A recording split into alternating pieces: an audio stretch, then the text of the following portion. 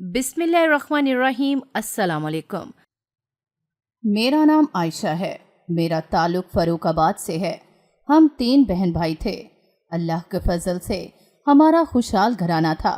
अब्बा school teacher थे और तबलीगी जमात वालों के साथ दीन के कामों में बढ़ चढ़ कर हिस्सा लेते। अम्मा भी स्कूल टीचर थीं। घर में अम्मा की मर्जी चलती थी। अगर अब्बा कोई बात करते कि ये बात सही नहीं है, उसे ऐसे ना करो, तो अम्मा अब्बा को उसी वक्त टोक देती और रौब से कहती, जो मैं कह रही हूँ वही होगा, जाओ जो काम करते हो वही करो, लोगों के साथ घर घर दीन की बातें पहुँचाओ, और तो कुछ करना है, बस एक ढोंग रचा रखा है, तुम्हारे सिवा किसी को नहीं देखा जो तुम्हारी बात सुनकर समझा हो और इस पर अमल पैरा भी हो। अब्बा ने कहा, हमारा काम है समझाना, कोई समझे या ना ये उसका अपना फेल है। वैसे भी जिसके घर में कोई नहीं सुनता उसके बाहर कौन सुनेगा। अम्मा ने कहा, क्या बोले, क्या कहा, जरा ऊंचा बोलो, मैं भी तो देखूं क्या फलसफा झाड़ रहे हो। अब्बा ने कहा, कुछ नहीं, मेरी क्या औकात जो कुछ कह सकूं, मैं तो सिर्फ सुन सकता हूं, कहने का हक तो मुझे है ही नहीं। शुक्र है बाहर लोग मेरी बात सुन तो लेते हैं, अगर कोई बाहर भी ना सुने मुझे, मैं तो पागल हो जाऊं फिर। अब्बा उठकर बाहर निकल गए। अब्बा के जाते ही अम्मा फिर से शुरू हो गई, कहती, ये आदमी सिर्फ बाहर वालों के काम करने के लिए दुनिया में आया है, घर का इसे कुछ पता नहीं, कोई एहसास जिम्मेदारी मैंने कभी नहीं देखी इस शख्स में। बस बच्चे पैदा करके फेंक दिए, माँ संभाले और खुद आज़ाद, कभी कहीं फिरता रहे कभी कहीं। वैसे तबलीग का काम करता है, लेकिन घर में कोई दीनदारी नहीं और दुनियादारी, इससे भी ये इंसान गाफिल। पता नहीं क्या सोचकर मेरी माँ ने इसके पल्ले बांध दिया मुझे। जब से इस शख्स से शादी हुई है, मजाल है जो सुख नसीब हुआ हो, सुबह नौकरी पर जाओ, घर आकर घर भी देखो और बच्चों को भी संभालो। मेरी अपनी शनाख्त, मेरी अपनी पहचान तो रही नहीं, बस ऐसे ही किसी दिन दुनिया से चली जाऊंगी, फिर देखूंगी कैसे संभालता है ये आदमी घर और अपनी औलाद को।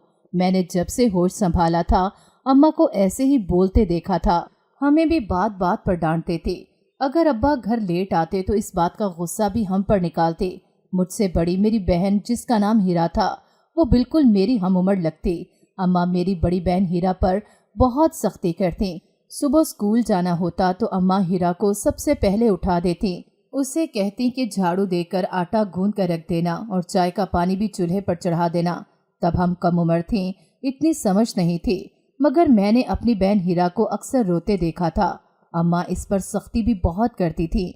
मैं समझती शायद इसीलिए रोती थी, लेकिन मैंने जब से होश संभाला था, तब से एक बात जो बहुत अजीब होती थी, वो ये कि अम्मा मेरी बड़ी बहन हीरा को हर मंगल के दिन बरामदे में रखे पीले फूलों से सजे एक तख्त पर बिठा देती और हमें कमरे में बंद कर देती।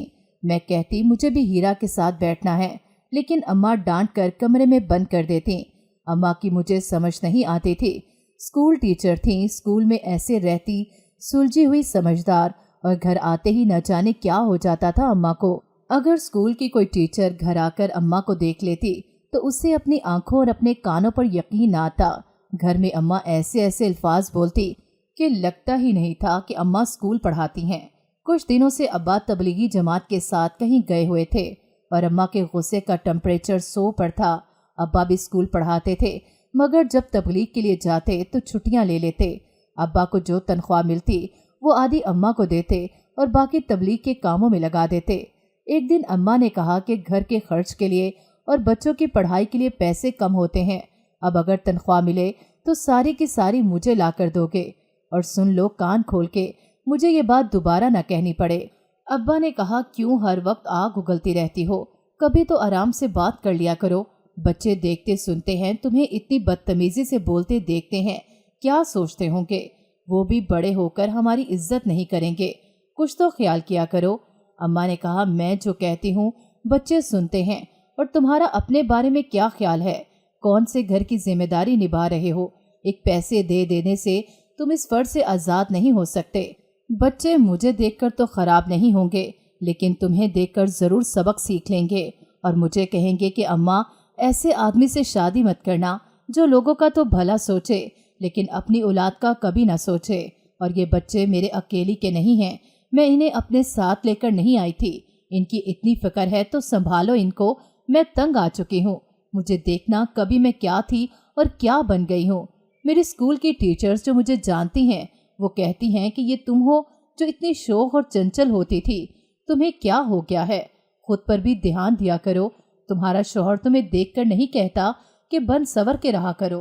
تمہاری ابھی عمر ہی کیا ہے؟ اس عمر کی عورتیں تو اتنا بناؤ سنگار کرتی ہیں، مگر میں انہیں کیا بتاتی کہ میں کس حال میں گزارا کر رہی ہوں۔ ابا نے کہا، لوگوں کا تو کام ہے باتیں بنانا اور نکتہ چینی کرنا، کوئی بھی اپنا گریبان میں نہیں جھانکتا، سب دوسروں کو اپنی گفتگو کا موضوع بنا لیتے ہیں، اور میں لوگوں کی باتوں سے خوب واقف ہوں۔ تم نہیں جانتی دنیا کہتی کچھ اور ہے اور کرتی کچھ ہے۔ ابا کی بات سن کر اماں کا دماغ پھر سے گھوم گیا اور وہ ابا کی باتیں سمجھنے کی بجائے غلط رنگ دینے لگیں۔ ابا نے کہا، تمہیں سمجھانا میرے بس کی بات نہیں رہی، اب بس اتنا کہوں گا کہ جب کوئی مجبوری نہیں ہے تو تمہیں اسکول کی نوکری کرنے کی کیا ضرورت ہے؟ شریعت میں بلا ضرورت عورت کا گھر سے نکلنا منع کیا گیا ہے، اور اسے گھر کی چار دیواری میں رہ کر اپنے گھر اور بچوں کی دیکھ بھال کرنے اور شوہر کی عزت کرنے کا حکم دیا ہے۔ یہاں تک کہ اگر عورت نے بناؤ سنگار کرنا ہے تو وہ صرف اپنے شوہر کے لیے کرے، لوگوں کو دکھانے کے لیے نہیں۔ تم اپنی مرضی سے سب کر رہی ہو۔ میں نے تمہیں سمجھانے کی بہت کوشش کی، لیکن تم نے ہمیشہ میری باتوں کو غلط نظر سے دیکھا۔ میں اور کیا کروں، بتاؤ مجھے۔ ابا آج بہت دکھی نظر آ رہے تھے اور اماں کو سمجھا رہے تھے، مگر شاید اماں نے قسم کھا لی تھی کہ وہ ابا کی کبھی کوئی بات نہیں مانے گی، یا پھر کچھ اور تھا جو اماں دل سے نکالنا نہیں چاہ رہی تھیں۔ ابا نے اماں کو ہر سہولت دی ہوئی تھی، گھر کا سارا سودا سلف ابا پورے مہینے کا ایک ہی دفعہ لا کر رکھ دیتے تھے، لیکن پھر بھی اماں گلا کرتی کہ گھر کی پرواہ نہیں۔ ابا کی اسکول کی تنخواہ کے علاوہ دکانوں کا کرایہ بھی آتا تھا۔ ابا نے مین روڈ پر 3 دکانیں بھی لی تھیں جو ہماری ذاتی تھی۔ ان کی آمدن اتنی تھی کہ اگر اماں ابا نوکری نہ بھی کرتے تو بھی آسانی سے گھر کا گزر بسر ہو سکتا تھا، لیکن اماں اپنی مرضی سے اسکول کی نوکری کر رہی تھیں۔ سب باتیں ایک طرف، لیکن جو اماں میری بہن سے سلوک کر رہی تھیں وہ سمجھ سے باہر تھا۔ پتہ نہیں کیوں اماں یہ سب کر رہی تھیں، جبکہ وہ خود ایک ٹیچر تھیں۔ جیسے جیسے ہم بڑے ہو رہے تھے، اماں نے میری بڑی بہن پر مزید سختی کرنا شروع کر دی۔ گرمی ہوتی یا سردی، اماں ہر منگل کو یہی کام کرتی، میری بہن کو پیلے پھولوں سے سجے ایک تخت پر دلہن بنا کر بٹھا دیتی۔ وہ دن بدن کمزور ہو رہی تھی۔ میں اماں سے کہتی کہ آپ یہ سب کیوں کرتی ہیں؟ میری بہن نے کیا قصور کیا ہے جو وہ اکیلی بیٹھی رہتی ہے؟ یا تو آپ مجھے بتا دیں یا پھر میں آج کے بعد اس کے ساتھ بیٹھا کروں گی۔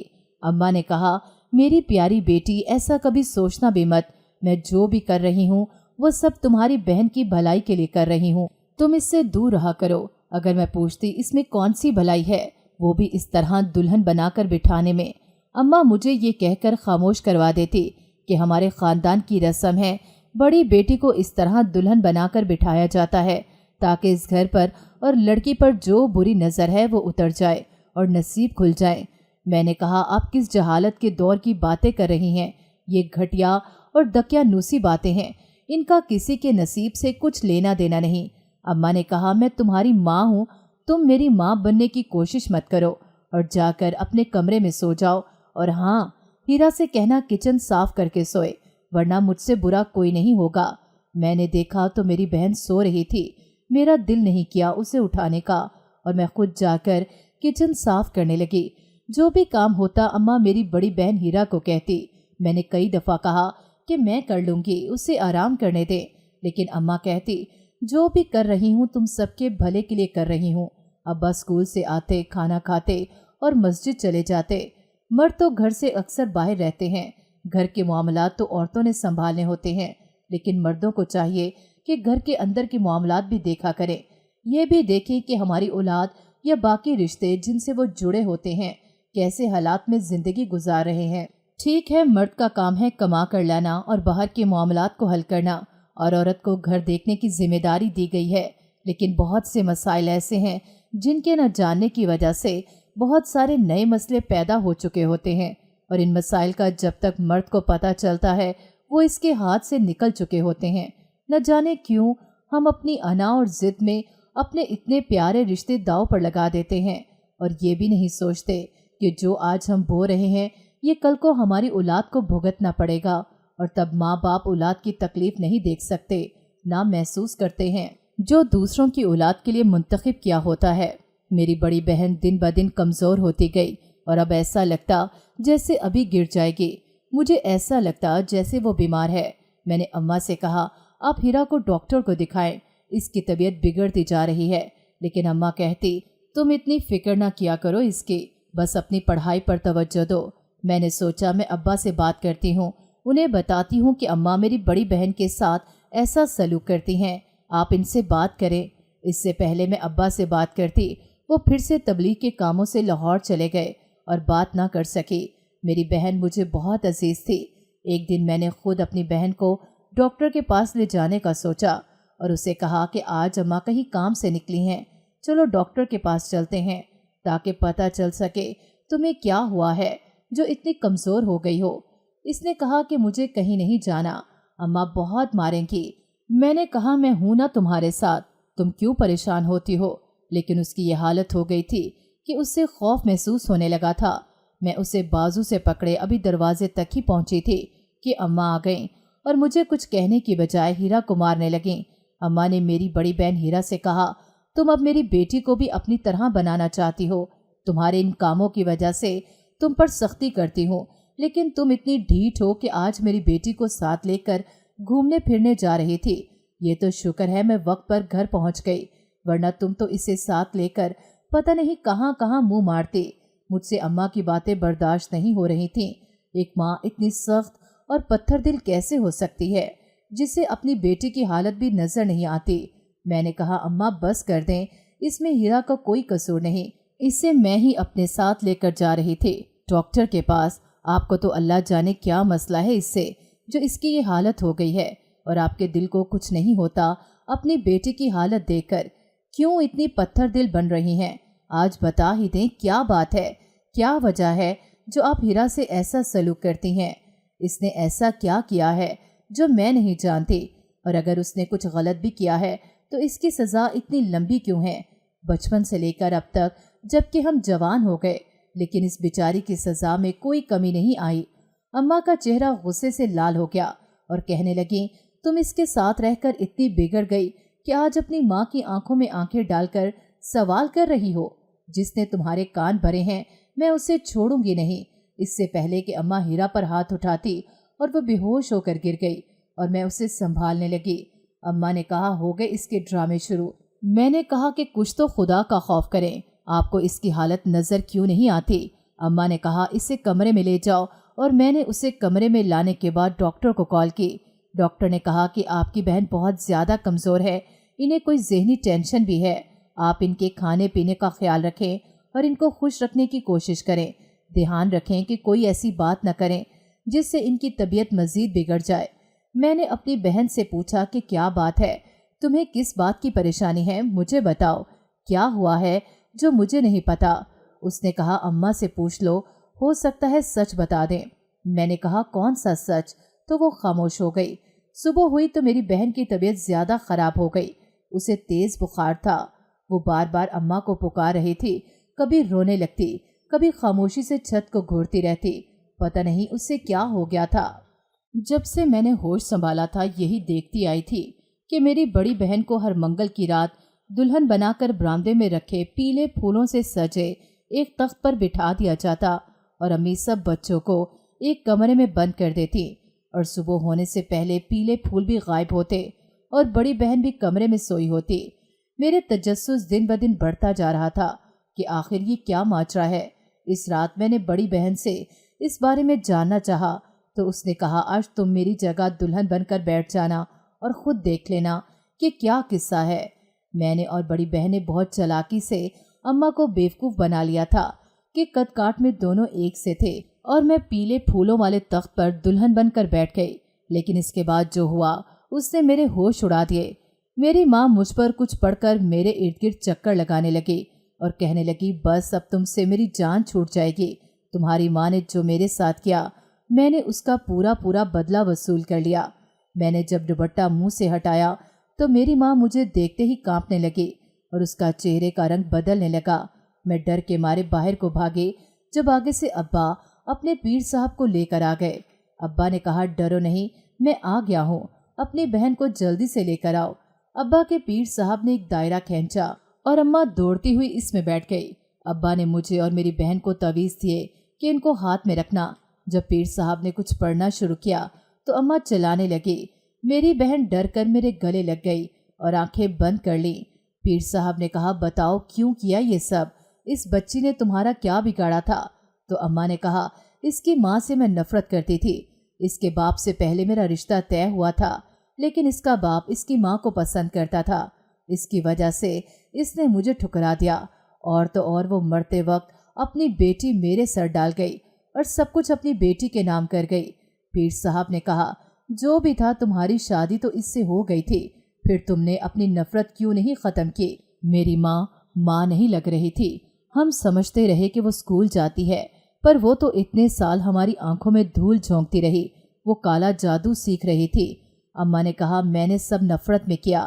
میرے شوہر نے کہا وہ مجھ سے زیادہ سمجھدار اور اچھی تھی، اس لیے مجھ سے برداشت نہیں ہوا، میں اس سے جلنے لگی اور سوچا اس کا بدلہ لے کر رہوں گی، اور میں نے اس کی بیٹی کو مہرا بنایا اور اپنی دوست کی مدد سے عمل کرنے لگی۔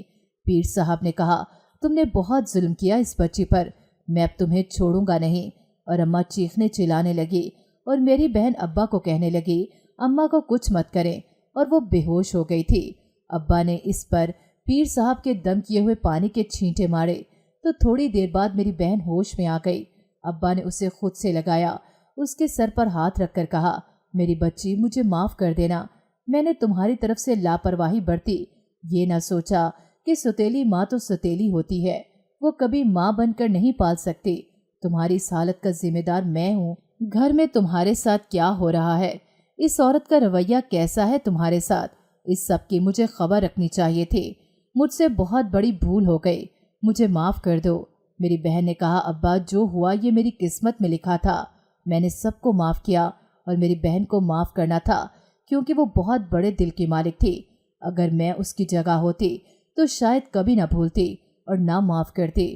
اس نے کبھی ہمیں یہ محسوس نہیں ہونے دیا کہ وہ ہماری سوتیلی بہن ہے، جبکہ اماں اسے بتا چکی تھی کہ وہ 1 سال کی تھی جب اس کی اماں دنیا سے چلی گئیں اور دادی نے مرتے وقت ابا کی دوسری شادی کر دی تھی، مگر افسوس میری سگی ماں اتنی پڑھی لکھی ہونے کے باوجود اتنی جہالت اور حسد میں ایک معصوم پر اتنا ظلم کیا اور کبھی ندامت بھی محسوس نہ کی۔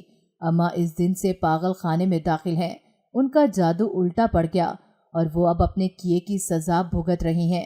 میری بہن ٹھیک ہو گئی تھی اور اس کی شادی کر دی ابا نے، وہ لڑکا میری بہن کو پسند کرتا تھا، وہ اور اس کی ماں میری بہن کا بہت خیال رکھتی ہیں، اسے کبھی کسی چیز کی کمی نہیں ہونے دیتے۔ میری بہن کا شوہر اسے لے کر اپنی ماں کے ساتھ عمرہ کرنے چلے گئے۔ میری بہن بہت خوش قسمت تھی اور خوش بھی، اللہ کے فضل سے اس نے جو دکھ اور تکلیفیں برداشت کی تھیں وہ کبھی بھول تو نہیں سکتی، لیکن اللہ کا شکر کہ اسے اپنی باقی زندگی گزارنے کے لیے اچھا اور قدر کرنے والا ہمسفر ملا۔ ابا نے میرا بھی رشتہ طے کر دیا اپنے دوست کے بیٹے کے ساتھ، اور میں ابا کے اس فیصلے سے خوش تھی۔ بس ایک دکھ تھا کہ کاش میری ماں نے جو کچھ حسد کی آگ میں کیا وہ نہ کرتی تو آج حالات کتنے مختلف ہوتے۔ اماں تو خود ٹیچر تھی، دوسروں کو اچھائی اور بھلائی کا سبق دیتی رہی، مگر خود اس پر عمل نہ کیا اور سب کچھ بھلا کر حسد اور انا سے اپنا آپ تباہ کر لیا۔ میں جاتی ہوں ان سے ملنے، وہ مجھے دیکھتی رہتی ہیں، پھر تالیاں بجاتی ہیں اور ہنستی ہیں، مجھ سے دیکھا نہیں جاتا تو میں نے جانا کم کر دیا۔ اب ابا جاتے ہیں اور ان کا علاج کروا رہے ہیں، لیکن ڈاکٹر نے کہا ہے کہ ہم کوئی جھوٹی امید نہیں دے سکتے آپ کو، بہتر ہوگا کہ آپ انہیں مینٹل ہسپتال میں ہی رہنے دیں۔ میری بھی شادی ہو گئی ہے، میں اپنے سسرال میں خوش تھی، میرا شوہر بھی بہت اچھا تھا، میرا بہت خیال رکھتا، میں بھی اپنے شوہر کی بہت عزت اور خدمت کرتی، کیونکہ میں نے دیکھا تھا جو عورتیں اپنے گھر کو اور گھر والوں کو نظر انداز کرتی ہیں ان کی اس دنیا اور آخرت میں سزا بہت تکلیف دہ ہے۔ اللہ سے دعا ہے کہ وہ پڑھے لکھے جاہلوں کو بھی علم کی سمجھ بوجھ عطا کرے اور عمل کی توفیق دے، آمین۔ ناظرین، اگر آپ کو ہماری کہانی اچھی لگی ہے تو ویڈیو کو لائک کریں، شیئر کریں اور ہمارے چینل کو سبسکرائب کریں۔ اگلی ویڈیو تک اجازت دیں، اللہ حافظ۔